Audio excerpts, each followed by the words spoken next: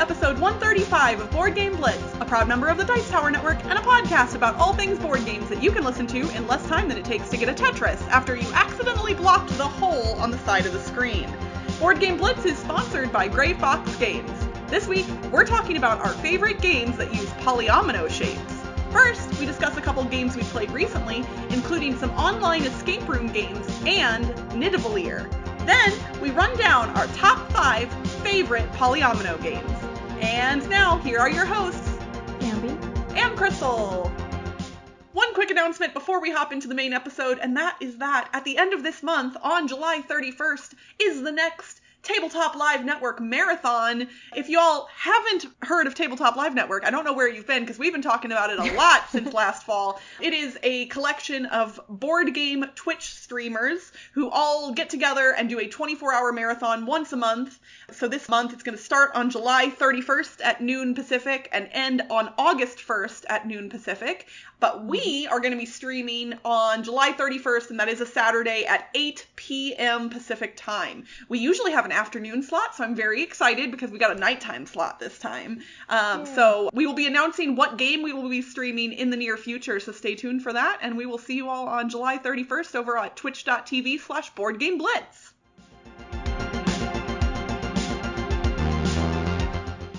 Recently, I played a bunch of escape room games. Well, not board games, but escape rooms, like virtual escape rooms. So I really like escape rooms, and I got a couple of review copies of escape rooms, but I also bought some escape rooms, so I'm going to talk about a lot of them now. So one company that I really like that makes escape rooms is called Scrap, S-C-R-A-P. I've played some physical ones here in the Bay Area, but they're originally from Japan, and so Scrap Japan has a bunch of virtual escape rooms that they made in the last year. And by a bunch, I mean like 2 or 3.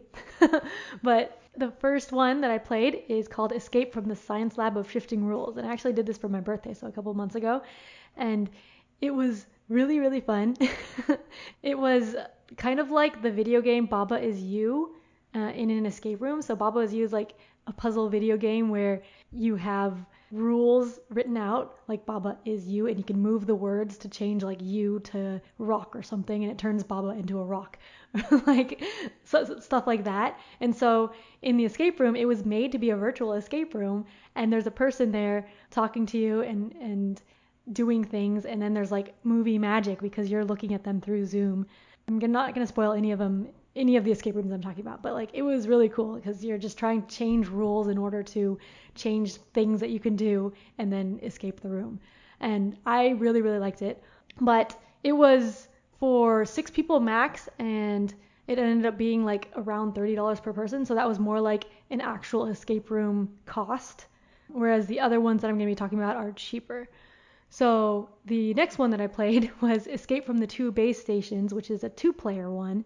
And it's also from Scrap Japan. But this one you buy and you get like a physical envelope of a lot of papers. And so that was kind of like a board game escape room. It was more like a board game escape room, but it had online entry.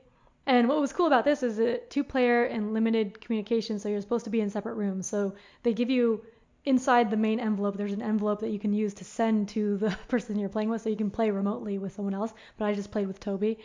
For this one, I didn't like it as much. Some of the puzzles were fun, but some were kind of confusing. And then because of the limited communication, if one person understood the puzzles and the other person didn't, then the person who completes it is just like waiting for the other person to finish. And that can be kind of frustrating. But that one was this like I don't remember how much that one cost, but it was cheaper. More like a board game escape room. So that was Escape from the 2 Base Stations. And then from Scrap Japan, I got a review copy of Escape from Lockdown, the Demon Fortress, which is another virtual escape room. So this one, it's not like a timed slot, whereas the first one that I played was a timed slot because it uses an actual person that's interacting with you. But this one's like more of a movie, kind of like an interactive video that you're watching. So it's almost like those old point-and-click games that used video footage in them or whatever? Yeah, kind of, except for like most of the video footage is the same, so it's not super choose your own adventure. So there's videos with puzzles in between them. Okay. But the videos were pretty cool. It was in Japanese, like all the actors were speaking Japanese, but there were English subtitles. Toby and I are used to watching anime in Japanese with subtitles, so like that was fine for us. There were a bunch of characters that were all like anime tropes too, so I'm not sure how well that would go to people who don't watch much anime, or but so it had like story. I really liked the story of this one, but some of the puzzles, the instructions were a little confusing, maybe because of the translation. All of the puzzles were in English, but like it's made by people in Japan, so I don't know if like some of the puzzles, the translation of the instructions was a little confusing. But yeah, it was cool because you would watch the video and then the website actually had a summary of what happened in the video and like oh, nice. hints for each puzzle too. So we actually used some of the hints, which was helpful. And then you did the puzzle, and it was kind of like a puzzle mixed with an RPG type fighting, because the story was that you're like a hero fighting stuff. They're the puzzle hero, because there was like different types of heroes and you're the puzzle hero. But yeah, I really liked the story and that was fun. It took about 2 hours for that one. So that one is a non-timed escape room, the Escape from Lockdown, the Demon Fortress. They also have another one that I haven't done yet that's like Escape from Lockdown, something about a castle or something. I want to try that one though. So those are all from Scrap Japan. You can go to the website realescapegame.jp and they're all there and they're all virtual. They have some other virtual stuff too and some like daily puzzles or something, which is And then cool. you said that they have actual physical escape rooms in Japan as well, right? Yes, we haven't done any of those because I think those ones are in Japanese. And okay. We were only in Japan once. No. So, right. Well, I mean, who knows? We may have a listener or two in Japan, so. Yes, but they also have locations like there's Scrap in San Francisco. So I've done some of the Scrap escape rooms, and I think they have some in LA. So they have like branches. Okay. Which might be translations or brought over of ones that started in Japan. I'm not really sure how they make the real escape ones. But okay. Yeah. Another company, we got a review copy of Webscapade, which is a new virtual escape room company. Crystal and I both played this together. Yeah. Yay. It was fun. We don't tend to play games online super often unless we're streaming. And so it was nice to get together and play a game where we weren't having to be like to actually talk to an audience at the same time. Yeah, that's true. Yeah. And don't get me wrong, I love streaming a lot, but like escape rooms take longer when you're streaming them because you have to interact with the chat. So it was nice to not have to worry about that piece of it. That's true. And we actually finished really quickly. We finished super fast, which I don't know whether that means we just were really good at it or what. Like. Well, it said we were like the fastest time. So I don't know how many people have done it though, but yeah, especially because they could have theoretically just launched it recently. Yeah. So yeah, so this one it's webscapade.com, and then the one that we did was Argentina, like season 1 or something. Yeah, welcome to Argenia. Argenia, okay. It was a made up country, I think. Okay. I think I kept reading it as Argentina. Okay. But yeah, so this one, it felt kind of like an unlock type game, but with multiple tabs instead of cards, because you're opening up different tabs in your browser and each tab has different like clues and stuff, and you click on, like one of them would have a room and you click on different parts of it and it would open up different tabs. And then when you solve a certain puzzle, then it says, oh, you can close tabs of this, this, and this. And then you can close. Yeah, and it was like, that felt like unlock. It did. You get rid this of honestly, it kind of felt like if you combined like a point and click adventure game with an unlock game. Yeah, yeah. And they used the fact that you were in a web browser, they used that for some pretty cool effects within the game. Like there were some things where we were like, well, what do we do next? And then looking at the things that were available to us, we were like, oh, wait, this makes sense thematically. Like they actually like did a pretty good job of, you know, like since you're in a web browser on the internet, like what would you normally do in this situation? And so it kind of helped, even though we were playing a virtual escape room, it helped bring it into the real world at least a little bit more than especially like an unlock game, for instance. Yeah. But this was another one that's not GM'd, so you can do it at any time. And we played it with, well, we played it technically with 3 players, but Toby wasn't really paying attention, so it was mostly Toby 2 wasn't players. He wasn't a fan, so Ambie and I kind of just ran with it. Yeah. Yeah, and then when we're playing with multiple players, you can like look at everything individually, but then in order to proceed, everyone needs to enter in the codes. There's like codes that you need to enter into certain places. In order to see more stuff, you'll have to enter it in yourself. So you need to be communicating through like Zoom or Skype or something. Yeah. So this one was pretty easy. I felt like it was easy. Yeah, the puzzles were not, like, they weren't super difficult. I think this is definitely not, like, a kid-friendly escape room only because of the content. Yeah. It's not super dark or super grisly, but there are some adult themes that are referenced. But yeah, I'd say puzzle difficulty-wise, like, if you've got preteens or teenagers, I think that this would be actually a pretty decent one for that age group, in addition to adults. Yeah.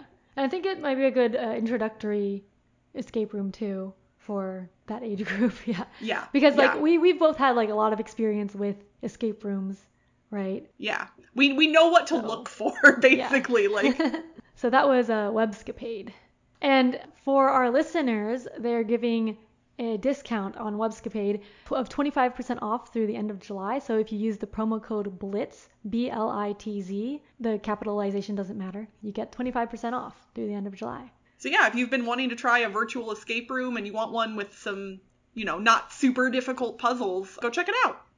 All right, well, as much as I would love to continue the escape room talk, I'm going to bring us back to regular board games for just a brief moment, because I played a new-to-me game that's actually fairly new to lots of things. I believe it just got released here in the States within the past few months, although I think it originally released elsewhere in 2020, and that is Nidavellir. I don't know if I'm pronouncing that correctly, but I'm probably going to say it about 8 different ways throughout the course of this, so I'm just going to keep moving on. So this is one of those games, you all have heard me talk about stuff like this before, where it's really difficult to describe the feel of this game in an audio medium. Like, it's one of those games that if I just explain the mechanics to you, it will not sound impressive. Because if someone had described the mechanics of this game to me, I would have been like, yeah, that doesn't sound that exciting. But spoiler alert, I am in love with this game. So I actually got to play it on Board Game Arena. I have not played the physical version yet. My friend Kathy taught it to me, and I got to play it with her and my friend Elissa, who just moved to Sweden. And it was the first game that we all played together since Elissa had moved to Sweden. So that was really fun and special, because, it's hard to play with somebody who's 9 hours ahead of you time zone wise. So in Nidavellir, it is a card drafting set collection game with a bidding mechanism that helps you obtain the cards. So all of the cards contain different types of dwarves on them. I don't remember what all the things are. There's like warriors and hunters, and each type of dwarf will score differently at the end of the game based on the sets you've collected. So some of them, it's just, escalating points. Some of them, it's based on other factors.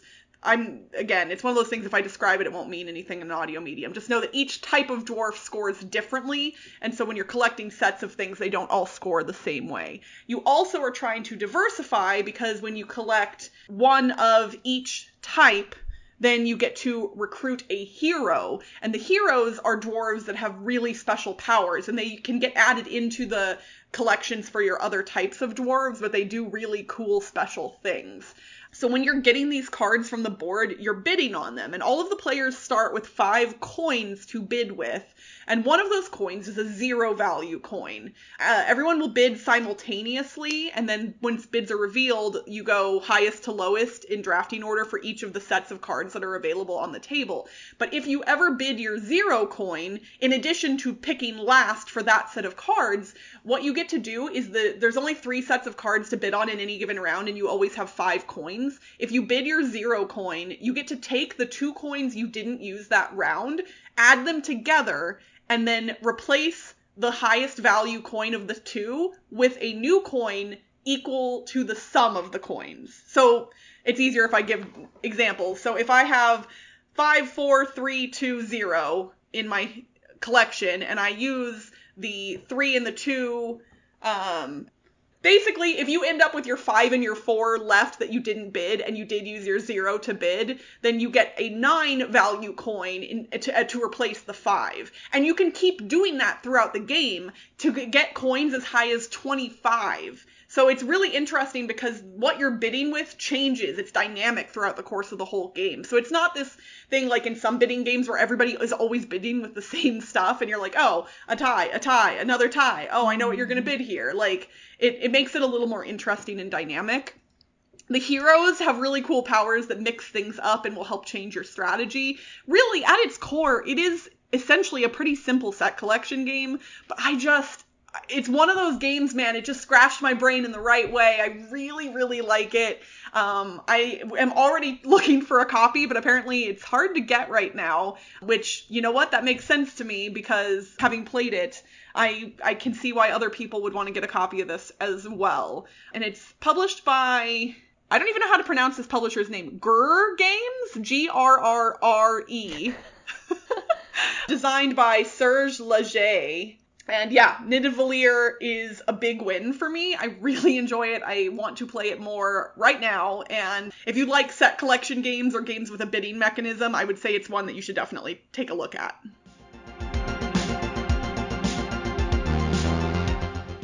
It's time for a top 5 episode. We haven't done a list in some amount of time, probably not that long, because I like doing lists. And the people seem to enjoy it when we do them. So we're going to do another one. Mm-hmm. And today, we're talking about our top 5 games that use polyominoes. So I guess we should define first, what is a polyomino? I learned this term from board gaming, actually. You know what? I think I did too. Like, because I'm trying to think if I knew any of the terms. Like, I knew domino, yeah, obviously. Domino. Most people know domino. From, Dominoes, which is a board game. Right. And I think at some point in my young life, I think I knew Tetramino because of Tetris. Because of Tetris. But I don't know how well that stuck. But polyomino is kind of a catch-all term. Basically, when you have squares that are joined to one another to make another shape of some kind. And the number of squares that build up that shape are kind of what determines what the name is. So Tetramino, tetra means 4, so it's 4 squares organized into a shape of some kind. Domino means 2. Triomino is 3? Something like that, probably. And there's probably more, but I don't know all of my Latin very well, so I'm going to stop guessing at what anything else is. But basically, polyomino just means multiple. Yeah. So it encompasses shapes of multiple configurations. But not just one square. Yes, not just one square. That would be like all of the games. That is kind of all of the games, yeah. So, Ambie, did you play Tetris growing up? Not like a whole lot. I mean, I had played it, but I didn't really get into it until Tetris 99 came out. Okay. And then I started learning, like, T-spins and stuff. Nice. I am bad at T-spins, for the record. Tetris 99, I'm not that good at. I've never won. I think the highest I've ever gotten is only, like, 13th or something. It's not that good. I haven't even made the top 10. But I did play a lot of original Tetris on the NES when I was little. I don't remember how good I was. I would say, like, as a casual player, I felt like I was good at it. But obviously, if you watch, if you've never seen competitive Tetris, you should look that stuff up because it is nonsensical. Like, yeah, I only watched it after Tetris 99 came out, and I was like, wow. Yeah, they've done a couple of different Tetris runs during Games Done Quick, this video game speedrunning marathon that happens every now and then, and I literally, you can't even follow what's happening. Like they're making decisions so fast, I can't even comprehend. But what's neat is while Tetris is probably where a lot of people learned about polyomino style shapes, board games have kind of picked up polyominoes over the past, I'd say, like 5-ish years. There have definitely been polyomino games longer than that, but I'd say it's become more of a popular trend in the past few years, and we've played enough of them that we figured we could make a top 5 list. Yeah, so I'll go into my list now. But do you want to start with your number 5? Yeah, but actually, as I was making my list, I realized that I actually hadn't played as many as I thought I'd played. I think I just have a lot that I want to play. Oh, okay. I would say my short list, but before I narrowed down to my top 5, I technically only put 12 games onto my short list. I think there were a couple others I could have added, but my 12 was what I was narrowing down from. I had 8. Okay. See, that's still not that bad. Yeah. But yeah, so my number 5 and number 4 are both games I've only played a couple times or maybe once. My number 5 I've only played once. So, but I liked it. So yeah, my number 5, speaking of Tetris, is Arraial, which is the most Tetris-like board game that I've played. The theme of Arraial is like a Portuguese dance festival or something. But basically you have Tetris pieces and you're putting them together. There's like a piece in the middle and you can rotate that part. So you can rotate the piece or make it drop onto your board, and then you put it down your board, which is rectangular like a Tetris thing. And then if you clear a row, you have a line at the top that goes up. So like you have more room in your space, which is kind of like clearing a row in Tetris. So it was basically like Tetris the board game. And I like that. So Very that was cool. my number 5, Arraial. All right. My number 5 is going to show up later on Ambie's list. So we'll talk about it when we get to there. Yay. We're doing that. I mean, sure, why not? All right. So my number 4 is Project L, which I talked about on the podcast a bit ago because I got it as a review copy. But it is an engine building game, kind of like Splendor, but like instead of having gems, you have polyomino shapes that you put into the little cards. And so like the cards have cut out, they're dual layered cardboard, and there's cutouts of big polyomino shapes, and so you're using your little polyomino shapes to put into there, and then like when you complete it, then you get the card. So that's just fun putting them in there, and I like engine building. So, and also the components of Project L are really nice. So that's Project L. My number 4 is Barenpark. Barenpark, designed by Phil Walker Harding, is a game where you are literally building a bear park. It's a park full of bears, different types of bears, including koala bears, which are not bears, and the game recognizes that, but they're in there anyway. So in Barenpark, you are literally just building out a bear park out of polyominoes. All of the enclosures with all of the animals in it are polyomino shaped, and you are acquiring them and then adding them to your park, trying to complete different objectives and also fill in all of the areas of your park effectively. It's a fairly easy game, pretty straightforward. I've never played with the expansion that adds monorails, and I would really like to at some point, but I've played the base game a decent number of times, and it's always lots of fun. I mean, it's a bear park. Who doesn't love a bear park, right? Like, I want to go to a bear park. Do bear parks exist in the real world? Because if they do, I want to go to one. I like... Yeah, as long as animals are treated humanely, I enjoy zoos and zoo-like things. But yeah, Phil Walker Harding is one of my favorite designers. I tend to like his stuff a lot. And so yeah, that's why Barenpark is my number 4. My number 3 was Crystal's number 5, and that's number 9. That's not confusing at all. You know what? I didn't actually set us up for that moment, but I'm really glad it happened. Yeah, I realized what I was saying as I was in the middle of that sentence. That your number 3 is Crystal's number 5, and that is number 9. Yes, you all heard that correct. If you're not familiar, the game is spelled NMBR and then the numeral 9. Yeah. So yeah, this is a game. You have these numbers 0 through 9, but each one is like a polyomino shape, like weirdly shaped, but it looks kind of like the number. And then you're trying to build up kind of like a pyramid. Well, you have layers that you're building up, but to go to the next layer, you have to have all of the space below it filled up, which is hard because like these numbers have holes in them. And they don't fit together the ways you want them to. Like you always feel like, oh, if I turn this around, it'll fit perfectly. Nope, it will not. Yeah, and like the numbers come out randomly, so you have a deck of cards that tells you what the next number is going to be. So everyone's doing that, building their own thing, and you want higher because the higher layers get better score. But yeah, I like that, the puzzle of putting things together and trying to get it up, but then you can't. Yeah, well, and it's great because the mechanisms are super simple, and the scoring is also relatively simple. It's easy to tell people, like, if it's on the ground floor, it's worth its own value. If it's one level up, you multiply it by 2, and so on and so forth. And since play is simultaneous, there's no downtime. Everybody's playing at the same time, and depending on how many copies of the game you have, you can play with an unlimited number of players as well. So you have to have the tiles to accommodate. The base game only has enough for 4 players, I believe. I've actually been intending to buy another copy of the game and like throw out the insert and just put, everything in one box. But because you can play with 100 people if you had the components to do it. I think that's been done at conventions. I think it has. That sounds like something people would have done by now. But yeah, it's a really simple game. I've actually played this one by myself solo on an airplane before. So it can fit on an airplane tray table. Nice. So that was Ambie's number 3 and my number 5, number 9.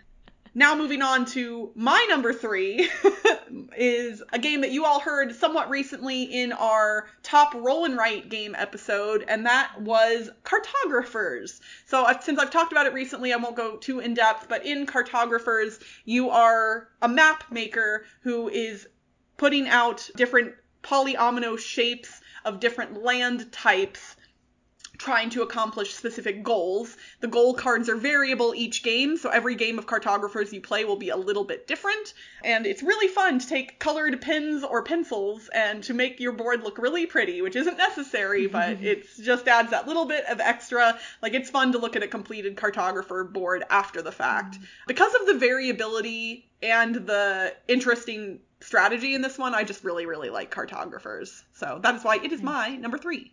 My number 2, I actually didn't think about on my first pass of Polyomino Games because it has a lot more going on, but on BGG I was looking through the Polyomino list and I was like, oh yeah. So my number 2 is Antiquity, which is a very heavy civilization building game by Splotter. But you're using polyominoes, like all of the buildings that you're building in your little city, which is a grid square, are polyomino shapes. So in order to build the buildings, you have to have the space for it. And then if you don't have the space, you have to have another city and then build the buildings. But it's very, like, there's a lot of planning in order to build stuff. You have to, like, get wood and get all the resources, and then you use that to build the buildings, and you have to use resources to get other resources and stuff. And there's pollution and stuff. There's a lot of stuff going on, but I like the city building and all of the planning that goes into that. And then I like planning out the map grid of the city itself, which is the polyomino part. So yeah, Antiquity is my number 2. All right. My number 2 is a game that I've talked about on the podcast, I believe, before, but not for a little while. And that is Remember Our Trip. So this is a Japanese game from Sashi and Sashi, who I've been talking about recently because of their new Let's Make a Bus Route the Dice game. Remember Our Trip is a game where players are collectively trying to remember the details of a trip that they took together.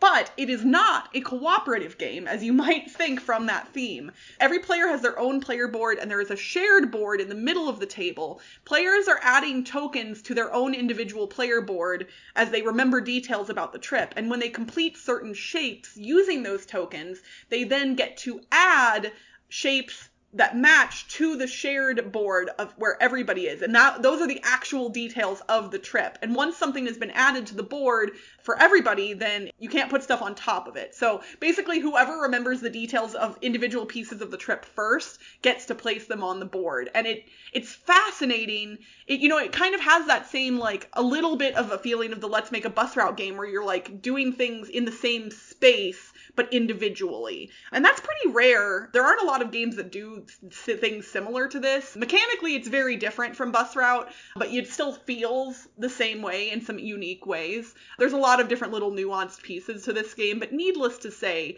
it is one of my favorite games out of Japan and from Sashi and Sashi. So I really love it. That is Remember Our Trip, my number 2. I didn't realize this one was polyomino. I want to try it. I highly recommend it. Cool. All right, my number 1 was, I think, the first polyomino board game I played, and one of the first in this, like, spurt of polyomino games, and that is Patchwork, which is a 2-player polyomino game about quilting, making a patchwork quilt. You're, like, each putting polyomino pieces onto your board, but the polyomino pieces are all in the center, and you're, like, taking them from the center, and you have access to 3 in a row. But, like, when you get them, then this pawn moves, and then the next 3 in a row is, like, what the next person can get. So depending on what you buy, it changes what the next person can get. So there's a lot of blocking as you're trying to make sure that the other person can't get the pieces that you want, or, like, you need to make sure that you can get the pieces that you want. So that's very competitive, cutthroat game because it's only 2 players. Yeah, and then there's the whole, like, trying to make your little square perfect and trying to fill in your pieces really well. And so that's why I like Patchwork. It's still, the simple is very simple compared to like the later games that have been made by Uwe Rosenberg, who made Patchwork, like Indian Summer and other, I forget the other He's one. made a lot of Polyomino games, most of which I have not played. Cottage Garden, I think. Yeah. Yeah. But like, yeah, I played some of the later ones. I'm like, oh, now I like Patchwork better. So yeah, Patchwork is still my favorite Polyomino game. Patchwork was definitely on my short list. I really, really enjoy it. Yeah, it's great. And I haven't played the physical board game in a long time, but I have the Patchwork app on my phone. That one's a good time killer if I, need to kill like 5-10 minutes or whatever. Like, that app is great. My number one, I almost forgot to put on my list, which is silly because for whatever reason, when my brain thinks of polyominoes, for whatever reason, it tries to omit dominoes from that equation. And one of my most played board games of all time is Kingdomino. So it has to be my number one. I love Kingdomino so much. It is simple but wonderful. I teach this to just about everybody I play games with at some point. I own 2 copies of the game, so I can play the 7x7 larger grid with 4 players if I so choose. I adore this game, and let's see, I own Queen Domino, but it is on my to sell/trade pile because I prefer the simplicity of Kingdomino. I have not played with the Age of Giants expansion, and I don't really have any desire to. I have played with the print and play expansion, and I don't remember what it's called exactly, but Kathy printed it out and brought it over, and we played with that one time, and that was actually pretty fun. I think it's available on Board Game Geek if you look. Like, I think they released it during the pandemic, and so it was cool. All the files were available online for the print and play. I don't know if they were planning on releasing it formally. I haven't looked into it. Needless to say, just the base game of Kingdomino gives me such joy. I don't know what it is about that game, but I never get sick of it. I really, really love it. I'm going to keep teaching it to everybody, and that is why it is my number one Polyomino game. Yay. We would love to hear from you all what your favorite Polyomino games are and which ones we left off of our lists or which ones we should try if we haven't played them before. So please feel free to respond to our social media posts about this episode or post in our Board Game Geek Guild and let us know what your favorite Polyomino games are that you think we should try. And that's it for this week's Board Game Blitz. Visit our website, boardgameblitz.com, for video and blog content, as well as to get links to all our social media pages. This episode was sponsored by Gray Fox Games. Get your copy of the worker placement game everyone is buzzing about, After the Empire, on GameStop. And you can get 20% off non-exclusive items at grayfoxgames.com when you use the code BGBLITZ21 at checkout. Gray Fox Games, quality games cleverly crafted. Join the Blitzketeer community on Discord by following the link in the show notes. You can support the show by leaving us a rating and review on your podcast provider. And if you want behind-the-scenes access and an invite to our private Slack channel, visit patreon.com/boardgameblitz. Our theme song was composed by Andrew Morrow. Technical support provided by Toby Mount. Board Game Blitz is part of the Dice Tower Network. Until next time, fun, fun. These games will give ya fun, fun. All board games give ya fun, fun. Bye, everyone. Bye. Is going to be happening, and my dog is scratching. Okay, Lana, do you have to? I don't know if I was like, is this part of the announcement? No, she started scratching her neck, and so her little collar was like jingle, jingle, jingle, jingle, and it's like, I don't know if it's audible, but I wanted to. Okay, yeah, you look real cheeky, you little minx. Come here. Whatever the 54320. So if I'm trying to do math in my head and it's not working. I told you this was going to be difficult. I warned you all in advance. Domino, duo, I don't know what that, it's 2. That was weird. For video and blog content as well as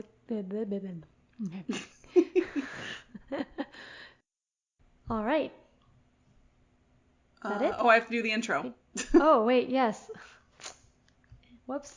Good thing I didn't stop recording.